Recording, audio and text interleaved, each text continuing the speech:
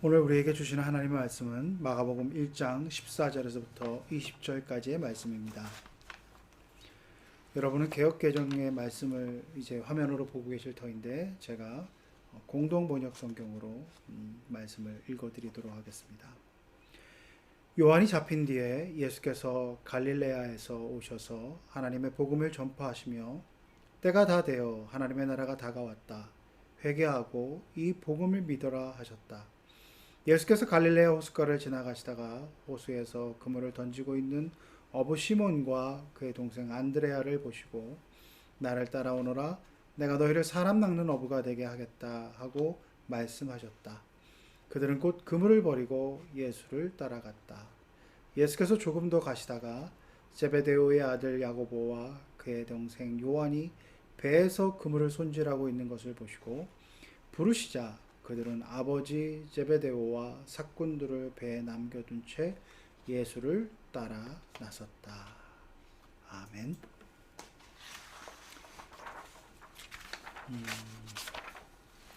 제가 이 마가복음 강해를 시작하면서 여러분에게 말씀을 드렸습니다. 말씀을 좀 더 깊이 또 묵상하고 또 말씀의 의미들을 따르는 것이 올 한 해의 방향성이고 목표이기 때문에 그것을 쭉 이제 강의하면서 나가는데 제가 이제 말씀을 읽을 때 여러분에게 다양한 번역서들을 그 성경을 번역한 것들을 읽어드리는 것들은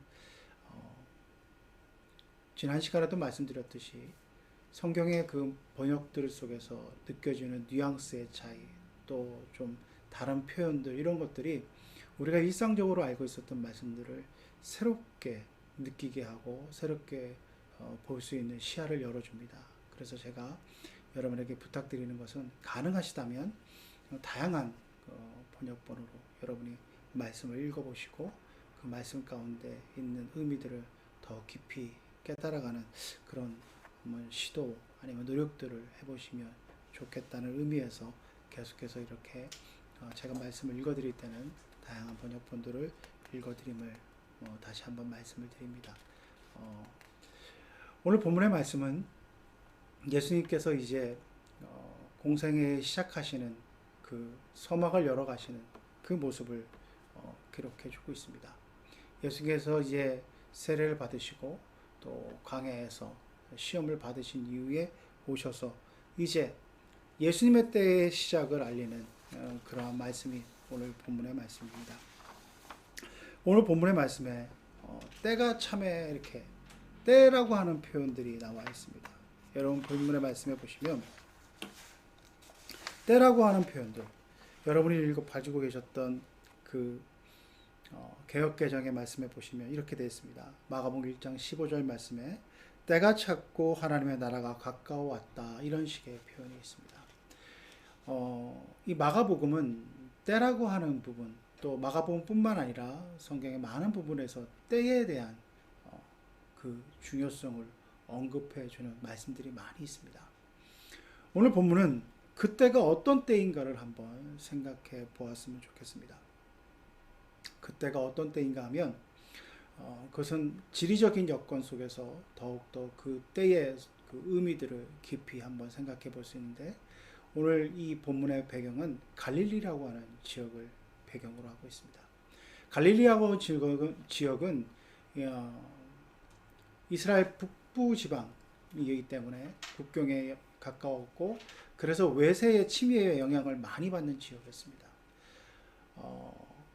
시대적으로 역사적으로 바빌론과 아시리아와 이러한 외세의 침입들을 많이 받는 곳이기 때문에 어떻게 보면 긍정적으로 보면 외부의 문물들을 쉽게 이용하고 또 교류하면서 그런 그 다양한 문화적 교류가 있을 수도 있다고 볼 수 있지만 유대의 전통 속에서 전통의 순수성을 지키려고 하는 유대인들의 입장에서 보면 이렇게 이방의 문화들을 많이 경험한 그 지역의 사람들에 대한 멸시함이 있었습니다. 그래서 이 갈릴리 지방에서 있는 그런 사람들에 대해서 뭐 혼혈의 문제뿐만 아니라 문화적인 어떤 그런 이방의 풍습을 영향을 받는 모습들 때문에 사마리아와 함께 당시 예수님 당시에 이 갈릴리 지방이라고 하는 것은 사마리아 지방과 함께 아주 그들의 전통 유대인들이라고 자부하는 이들에게 있어서는 아주 멸시를 받는, 그들에게서 멸시를 받는 지역이었습니다.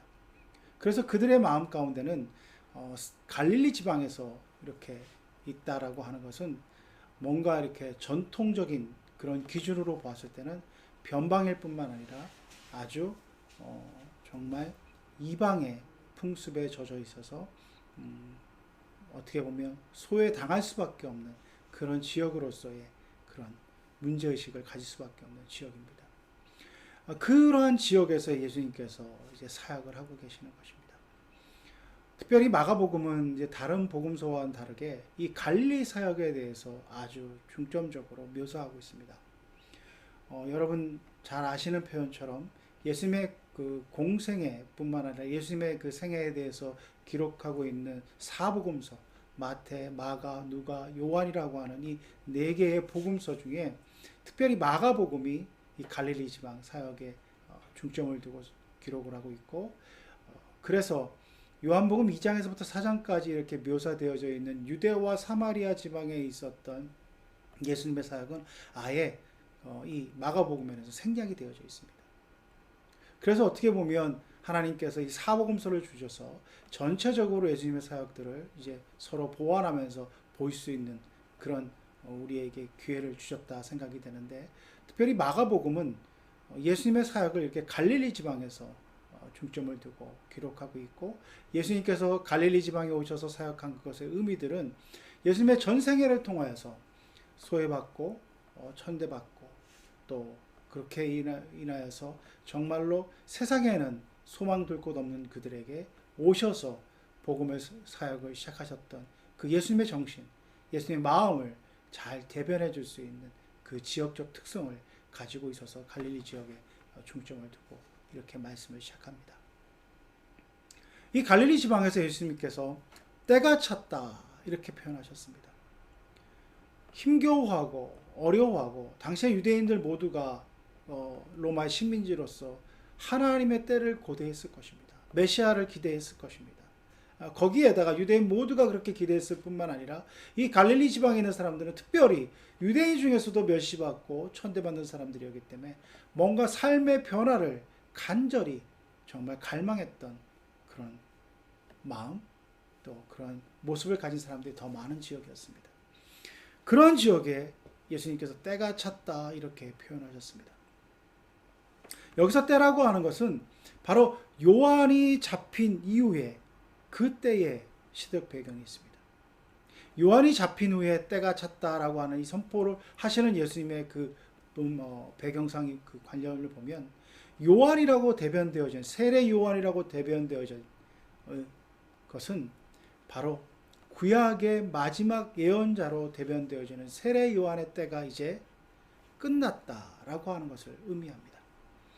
요한이 잡힌 후에 예수님께서 복음의 사역을 시작할 때 때가 찼다라고 표현하시는 것은 바로 이제 구약적 질서와 구약적인 패러다임의 시대는 끝났고 예수님의 시대, 예수님께서 새롭게 제시하시는 그 복음의 관점에서의 세계관, 그 가치관, 그것으로 인하여서 하나님 나라가 도래함을 선포하는 그 때가 이제 예수님의 복음의 사역의 시작에서부터 시작되고 있다라고 하는 것을 말씀해 주고 있습니다. 그러하기 때문에 때가 찼다라고 하는 것은 바로 단순히 어떠한 때가 되었다라고 하는 것을 의미하는 것을 넘어서는 완전한 시대의 변화를 말해주고 있습니다. 구약에서 신약으로, 즉 율법에서 복음으로 완전히 예수 그리스도께서 오심으로 말미암아 그 때가 이제 시작되었다 이렇게 말씀해주고 있습니다. 그것을 사도 바울은 이렇게 표현합니다. 갈라디아서 4장 4절에서부터 4장 5절까지의 말씀에 이렇게 표현합니다. 때가 참에 하나님이 그 아들을 보내사 여자에게서 나시게 하시고 율법 아래 나시게 하신 것은 율법 아래 있는 자들을 속량하시고 우리로 아들의 명분을 얻게 하려 하심이라 이렇게 말씀해 주고 있습니다. 즉 제가 지난 시간에도 말씀드렸듯이 세례 요한의 회개의 그 세례, 그것을 예수님께서 친히 받으셨습니다. 그래서 세례 요한도 놀라서 내가 당신에게 세례를 받아야 할 터인데 죄 없으신 예수님께서 오셔서 세례받는 그 모습을 통하여서 놀랐는데, 그것은 바로 이 율법 아래 있는 자들에게 이제 예수님께서 세례를 받으심으로 말미암아 죄사함의 대속의 의미로 세례를 받으시고 십자가의 길을 예비하시는 그 모습으로 세례를 받으심을 의미한다고 말씀을 드렸습니다. 이제 그 시대는 이제 끝났습니다. 죄사함의 그 놀라운, 어떻게 보면 구약적 율법의 시대는 끝났고 이제 율법 아래 있는 자들을 놓이게 하시는 예수님의 복음의 시대가 왔음을 본문의 말씀은 때가 찼고 회개하라, 천국이 가까웠다, 이렇게 말씀해 주고 있습니다. 하나님의 나라가 가까웠다, 회개하고 이 복음을 받아들이라고 하는 그 선포에는 이렇게 놀라운 의미가 있다라고 하는 것입니다. 근데 오늘날 우리들은 이 복음이 너무나도 친숙하고 어떻게 보면 익숙할 뿐만 아니라 좀 이렇게 좀 과한 표현을 들어서 죄송한 면도 있지만 어떻게 보면 늘상 듣는 하찮은 복음인 것처럼 그렇게 여겨지는 그런 분위기들이 많이 있습니다. 하나님의 말씀은 결코 그럴 수 없다라고 하는 것입니다. 이 복음은 세대를 바꾸고 기존의 질서를 무너뜨리고 이제 완전한 새로운 시대를 여는 그런 놀라운 기쁜 소식이었다라고 하는 것입니다. 그래서 이 복음 앞에서 회개하고 이 복음을 받아들이는 것, 그것은 전인격적인 변화뿐만 아니라 정말 가치관과 세계관 모두가 변화되는 아주 놀라운 사건. 정말 어떤 신학자는 이것을 우주적 사건이라고 이렇게 표현했는데, 그 예수님께서 이 땅에 오시고 그것을 우리가 예수님의 자녀로서 인정받고 예수님을 나의 구주로 모시는 것, 그것은 참으로 그러한 놀라운 의미들이 있다라고 하는 것입니다. 그래서 이 때라고 하는 것을 헬라어로는 카이로스라고 하는 표현을 씁니다. 일반적으로 흐르는 크로노스의 시간, 그것이 아니라 바로 이 때, 정말 아주 적합하고 이루어질 그 정확한 그때, 반드시 그것이 있어야 할 그 시간, 그때, 그것이 바로 예수님이 이 땅에 오셔서 복음을 선포하신 그때였고, 그때 이 복음을 받아들이는 그때는 우리 각자에게는 다른 시간일 수 있습니다. 어떤 분들은 지금 복음을 받아들여서 그 안에 감격스러운 삶을 살아갈 수도 있을 것이고, 또 어떤 분들은 아직까지도 복음의 진수를 깨닫지 못하고 방황할 수도 있습니다. 그러나 그때는 반드시 찾아온다라고 하는 것입니다. 전 인생을 변화시키고 우리의 모든 것들을 변화시키는 그때 예수님께서 찾아오셔서 우리에게 복음을 증거하시는 그 각자의 때가 있다라고 하는 것입니다. 그 각자의 카이로스에 그 복음을 받아들이는 것은 참으로 이렇게 중요하고 엄청난 의미들이 있음을 우리가 한번 생각해 봐야 된다고 하는 것입니다. 그래서 이 때라고 하는 것을 생각해 보게 되면 우리가 인생에 있어서의 그런 모든 순간들을 일희일비하지 아니하고 우리가 한번 주님의 때를 기다리는 그러한 마음으로 그 시대적 변화와 상황들을 바라볼 수 있는 여유 또한 생길 수 있게 되는 것입니다. 그것을 가장 잘 표현한 것이 전도서에 있는 그 전도서 기자의 표현입니다. 여러분, 전도서 3장 1절에서부터 말씀을 제가 읽어드리도록 하겠습니다. 범사에 기한이 있고 천하만사가 다 때가 있나니 날 때가 있고 죽을 때가 있으며 심을 때가 있고 심은 것을 뽑을 때가 있으며 죽일 때가 있고 치료할 때가 있으며 헐 때가 있고 세울 때가 있으며 울 때가 있고 웃을 때가 있으며 슬퍼할 때가 있고 춤출 때가 있으며 돌을 던져 버릴 때가 있고 돌을 거둘 때가 있으며 안을 때가 있고 앉는 일을 멀리할 때가 있으며 찾을 때가 있고 잃을 때가 있으며 지킬 때가 있고 버릴 때가 있으며 찢을 때가 있고 꿰말 때가 있으며 잠잠할 때가 있고 말할 때가 있으며 사랑할 때가 있고 미워할 때가 있으며 전쟁할 때가 있고 평화할 때가 있나니. 그러면서 마지막 이렇게 얘기합니다. 하나님의 모든 것을 지으시되 때를 따라 아름답게 하셨고 또 사람들에게 영혼을 사모하는 마음을 주셨느니라. 이렇게 말씀하고 있습니다. 이 전도서 3장 11절의 말씀, 1절에서부터 쭉 이어지는 이 때를 기다리는 예수님께서 찾아오셔서 복음을 증거하시고 그 복음 안에서 놀랍게 변화를 맞이할 수 있는 그때, 그것은 각자의 삶 속에서 이렇게 다양한 모습으로 다르게 우리에게 펼쳐질 수 있습니다. 그러나 그 카이로스의 시간은 분명히 우리에게 찾아온다고 하는 것입니다. 지금 괴롭고 힘들고 방황하고 연약한 할지라도 그때 속에서 우리가 참고 인내하고 견디면 이 하나님의 카이로스에 복음의 놀라운 감격을 맛보는 그때에 하나님께 우리를 찾아오셔서 우리에게 새로운 시대를 여는 새 생명을 주는, 즉 영생, 하나님과 함께하는, 예수 그리스도와 함께하는 그 복음 안에서의 영생을 누리는 삶으로 우리를 찾아와 주신다고 하는 것입니다.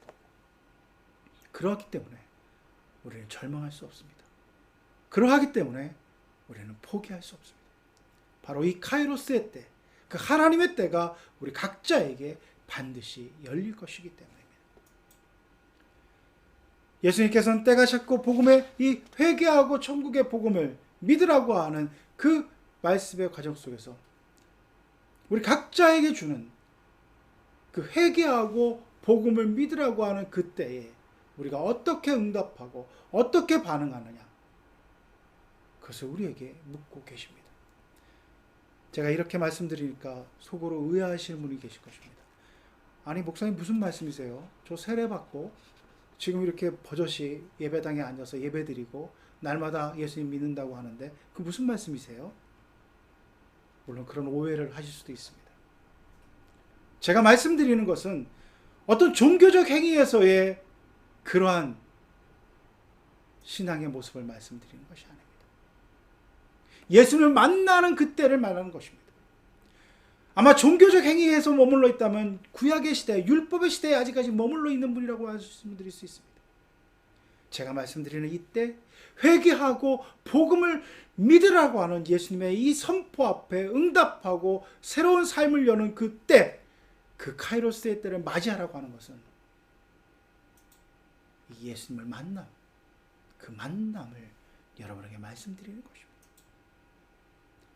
그래서 버젓이 여기 앉아있고 예배드리는 장소에 있고 어떻게 보면 종교적인 관례에서 세례를 받았다고 할지라도 아직까지도 그 감격과 기쁨과 그 놀라운 가치관의 삶의 변화를 맛보지 못한 분에게 우리에게 주님께서 던지는 질문 아니면 물음이라고 여러분 생각하시고 이 말씀을 한번 묵상해 보시기 바랍니다. 여기서 회개라고 하는 것은 많이들 들어보셨을 것입니다. 헬라어로는 메타노이아라고 하는 표현을 쓰지 않습니까? 이 메타노이아라고 하는 것은 어떤 감정적인 기복에 의해서 내가 잘못했습니다, 내가 이것을 하나님 앞에 고백합니다 라고 끝나는 것이 아닙니다. 메타노이아는 방향을 바꾸는 것입니다. 완전한 변화를 의미하는 것입니다. 그래서 회개하고 복음을 받아들이는 것은 어떤 감정적인 어떤 모습으로서의 한순간에 끝나는 것이 아니라 지속적으로 예수님과 동행하며 그 회개의 삶을 살아가는, 그것을 우리에게 말씀해 주고 계십니다. 모든 것이 변화되는, 그래서 기존의 가치관을 던져버리고 내려놓고 주님을 따르는 그러한 길로 가는 것을 말씀드리는 것입니다. 오늘 주님께서는 그러한 때에 바로 하나님의 말씀의 복음을 전하고 우리를 불러주셨습니다. 그렇게 복음을 전하는 이에게 하나님의 그 부르심에 응답하는 자들을 오늘 본문의 말씀은 언급해 주고 있습니다. 제자들을 부르십니다. 하나님의 나라 그 귀한 사역에 함께할 제자들을 부르셨을 때 오늘 본문 이렇게 말씀하십니다. 갈릴리 해변으로 지나가시다 16절 말씀입니다. 시몬과 그 형제 안드레가 바다에 금을 던지는 것을 보시니 그들은 어부라. 예수께서 이르시되 나를 따라오라, 내가 너희로 사람을 낚는 어부가 되게 하리라. 이렇게 말씀하십니다. 그리고 18절의 말씀에 곧 그 그물을 버려두고 따른다 이렇게 표현하고 있습니다. 그 19절 말씀에도 세베대 아들 야고보와 요한을 말씀해 주고 있습니다. 그렇게 부르셨을 때 그들에게도 이렇게 말씀하신 것을 기록해 주고 있습니다. 20절 말씀에 버려두고 예수를 따라가니라 이렇게 말씀해 주고 있습니다. 아마 어떤 의미에서 이것을 말씀을 너무 친숙하게 생각하시고 또 그냥 어떻게 보면 이러한 데다 문제의식을 가지지 않고 생각해 보셨던 분들이면 어떻게 보면 당연한 것처럼 느껴지는 말씀의 흐름일 수 있습니다. 근데 여러분 당연하다고 생각이 되시나요? 오늘 본문의 말씀에 전후 맥락 속에서 예수님의 사역에 대한 부분들 그런 것들이 아무런 기록이 없습니다. 지금 예수님의 어떻게 보면 공성의 시작은 지금부터 시작되는 것입니다. 이름 모를 청년이 나타나서 열심히 일을 하고 있는 그 노동의 현장에서 나를 따라오라고 그런 부름을 그들에게 얘기했을 때 여러분 모든 것을 내려놓고 그를 따른다? 이것이 어떻게 정상적으로 보이십니까? 저는 결코 그렇게 단순한 문제가 아닌 것 같습니다. 내 생활의 모든 것들을 내려놓고 이분이 어떤 분인지를 검증이 되지도 않은 상황에서 그를 따른다? 이것은 어떻게 보면 무모한 짓인 것처럼 보일 수도 있습니다.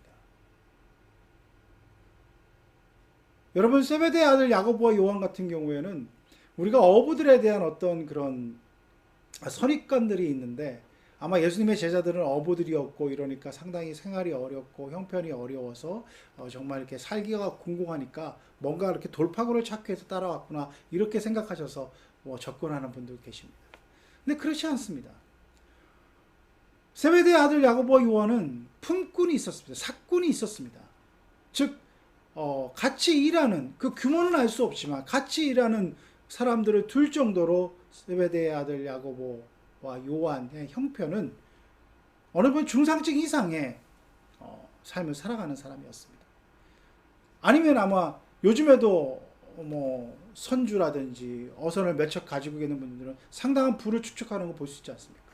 단순히 어부라고 하는 것을 통하여서 그들의 형편이 어렵다고는 볼 수 없습니다. 뭔가 생활의 기반이 잡혀져 있고 안락한 삶을 누릴 수 있는 많은 여건들이 있음에도 불구하고 내버려 두고 버려두고 예수님을 따라갔다고 하는 것입니다. 여기서 또 이렇게 생각하시는 분도 계실 것입니다. 아니야. 뭔가 예수님의 그런 어떤 신비한 능력으로 그들의 마음 가운데 변화를 일으켜서 했겠지.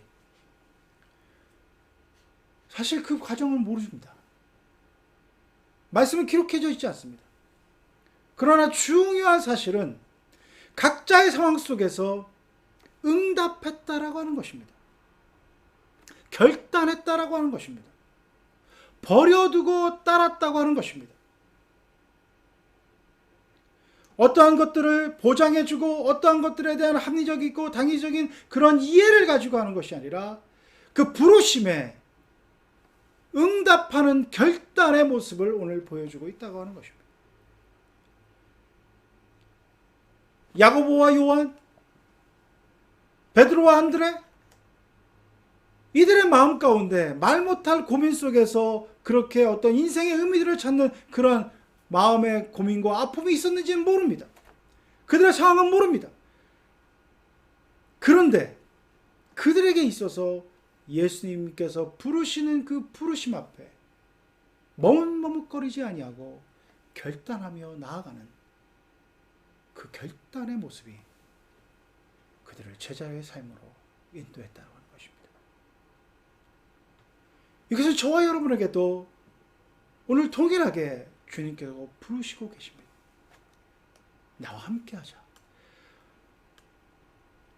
이 복음, 하나님 나라의 복음, 즉 당시대의 유앙겔리온이라고 하는 이 복음은 황제만이 쓸 수 있는 용어였는데 하나님의 복음이라고 하는 것을 구체적으로 명기하는 것은 기존의 시대의 그런 복음이라고 생각되어지는 가치관과는 전혀 다른 하나님의 기쁜 소식, 그것을 전하는 자로 저와 여러분이 부름받았을 때에 우리는 어떻게 응답하고 살아가고 있는지를 이 본문의 말씀을 통하여서 물을 수밖에 없습니다.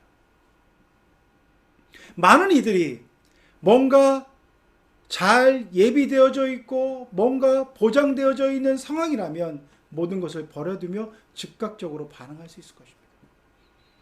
그러나 여러분 잘 아시는 것처럼 예수님의 이 사역의 첫 출발은 아무것도 없는, 정말 너무나 보잘것없는 그 상황에서의 그 부르심 앞에 이들은 버려두고 따랐다고 하는 것입니다. 그럼 저와 여러분은 어떻습니까? 어떻게 보면 이 제자들의 상황보다는 아주 명확하게 우리는 예수님이 어떤 분이신지를 알고 있고 우리는 예수님의 그 복음에 응답하며 살아가는 그 삶의 마지막이 어떠하다는 것을 너무나도 잘 알고 있습니다.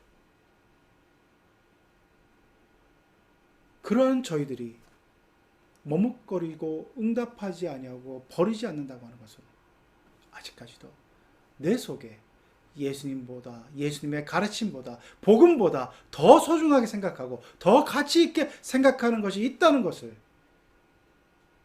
우리는 부인할 수 없을 것입니다. 세상이 말하는 물질, 세상이 말하는 그 명예, 세상이 말하는 그런 권력, 그것을 아직까지 내려놓지 못했기 때문에 우리는 머뭇머뭇거리고 버리지 못하는 것입니다. 떠나지 못하는 것입니다. 따르지 못하는 것입니다. 주님은 오늘도 우리에게 묻습니다. 나와 함께 가지 않으려? 나와 함께 감으로 말미암아 하나님께서 이루시는 새로운 나라, 기존의 가치와 질서를 모든 것을 넘어서는 정말로 모든 것들을 이 샬롬의 시대로, 평화의 시대로, 아름다운 이 정말 화평의 시대로 인도할 수 있는 그 하나님의 나라로 함께하며 그것을 이루기 위해 가지 않았겠냐고 저와 여러분을 부르십니다. 우리의 마음 가운데 아직까지도 소중하게 생각하고 또 가치를 두고 있는 것들, 세상의 가치 기준에 의해서 아직까지도 머뭇거리고 버리기를 주저하시는 분들이 계시다면 저 자신에게도 묻고 여러분에게도 묻습니다. 무엇이 아직까지도 너를 발목 잡고 있느냐?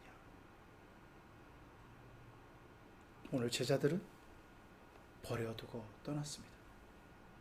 그래서 정말 새로운 인생을 시작했고 그 새로운 인생 가운데 주님의 제자로서 놀라운 사역을 감당하는 그 첫 발을 내딛는 것을 오늘 본문의 말씀은 기록해 주고 있습니다. 저는 오늘 본문의 말씀을 준비하면서 아주 우연찮게 한 편의 영화를 통해서 오늘 본문의 말씀과 관련지어서 큰 도전을 받은 영화가 있어서 여러분에게 소개해 주는 것으로 이 말씀을 마치고자 합니다. 셰릴 스트라이드라는 분이 쓴 그 와일드라고 하는 원작을 기반으로 한 영화였습니다. 아마 넷플릭스에서 와일드라고 하는 것을 검색해 보시면 볼 수 있을 터인데, 이 영화는 그 PCT라고 하는, 저도 이번에 처음 이제 알게 되었는데, 그 미국 서부 쪽에 퍼시픽 크레스트 트레일이라고 하는 그 코스가 있다고 합니다. 멕시코 국경에서부터 캐나다까지 장장 4,285km, 4,285km입니다. 이것을 걷는 트레킹 코스가 있다고 하는 것입니다. 이것을 연약한 여인의 몸으로 보통 이 트레킹 코스는 한 5, 6개월을 이제 기간에 걸려서 이제 완주하게 되는데, 그 기간의 문제가 아니라 이 여자분께서 이 셰릴 스트레이드라고 하는 이 저자가 인생에 아주 정말 무너져 내리는 그 아픔 속에서 자신을 파괴하는 그 과정 속에서 이 길을 걸으며 회복해 나가고 자신의 모든 것을 버려두는 그런 과정들을 담담하게 이렇게 기록하고 있는 영화였습니다. 제가 오늘 말씀을 준비하면서 이 영화를 오버랩되면서 여러분에게 소개시켜드리는 이유는 뭐냐 하면, 우리는 뭔가 인생의 어려움 앞에서 새로운 출발을 하고자 하는 욕망을 가지고, 새로운 출발하는 결단을 가지고, 그 어떤 위기 속에서 내몰려들게 가는 데 있어서 많은 것들을 준비해가지고 가며, 그것을 통하여서 뭔가 준비된 가운데서 일을 해가는데 시행착오를 겪겠습니다. 오랜 길, 긴 여정을 가는 데 있어서는 필요 없는 것들을 내어버리고, 그 전에 생각했던 것들을, 이제 필요하다고 생각했던 것들을 그 긴 여정 속에서 내어버리는 그런 모습들. 처음에는 자기 몸무게를 육박하는, 그래서 배낭을 들 수 없을 정도로 뒤뚱거리며 준비해 갔던 것들이 막상 가보니까 필요 없었고, 또 막상 가보니까 제대로 준비되지 않아서 쓸모 없었고, 그런 것들을 버려가는 과정. 그리고 그가 자신을 버리기 위해서, 자신을 파괴시키기 위해서 어머니의 죽음 이후에 자신을 파괴시켜가는 과정 속에서 마약과 자신의 몸을 정말 함부로 사용하는 그런 극단의 모습 속에서 한 발짝 한 발짝 자신의 길을 거느고 나가는 가운데서, 영화적으로는 주님의 손길이라고 구체적으로 표현하지 않았지만 사막의 여우의 모습으로, 어머니의 모습으로, 주변의 도움의 손길의 모습으로 한 걸음 한 걸음 걸어가는 그 발걸음마다 누군가의 도움을 받고 어딘가의 깨달음을 얻고 가는 과정들이 우리네 인생의 모습, 주님의 길을 따르는 제자의 모습으로서 저희들의 모습을 다시 한번 반추하게 하는 그런 울림을 저에게 주었습니다. 저와 여러분은 주님이 부르실 때 버리고 떠나는 그런 제자로 부르셨습니다. 아직까지도 결단하지 아니하고 아직까지도 머무르지 않다고 한다면, 오늘 주님의 이 세미한 음성, 나와 함께 가지 않겠니? 나를 따르라고 하는 그 주님의 음성 앞에 깊이 자신을 돌이켜보고 결단할 수 있는 그런 우리 모두가 될 수 있기를 간절히 바랍니다. 함께 기도드리겠습니다. 아버지 하나님, 각자의 때가 분명히 있음을 압니다. 각자의 카이로스의 때가 있는데 아직까지도 머뭇거리고 아직까지도 결단하지 못해서 그 하나님의 놀라운 영광의 때를 놓쳐버리는 저희들의 모습이 있는지 돌이켜봅니다. 하나님, 주님이 부르실 때에, 나를 떠나오라고 부르실 때에 오늘 제자들처럼 버려두고 주님을 따를 수 있는 용기와 결단을 저희들에게 허락하여 주시옵소서. 그래서 이전에 맛볼 수 없는 새로운 생명, 새로운 영생, 새로운 그런 가치관이 주는 참된 기쁨과 평강을 누리며 살아가는 우리 모두가 될 수 있도록 하나님 인도하여 주옵소서. 예수 그리스도 이름으로 간절히 기도드리옵나이다. 아멘.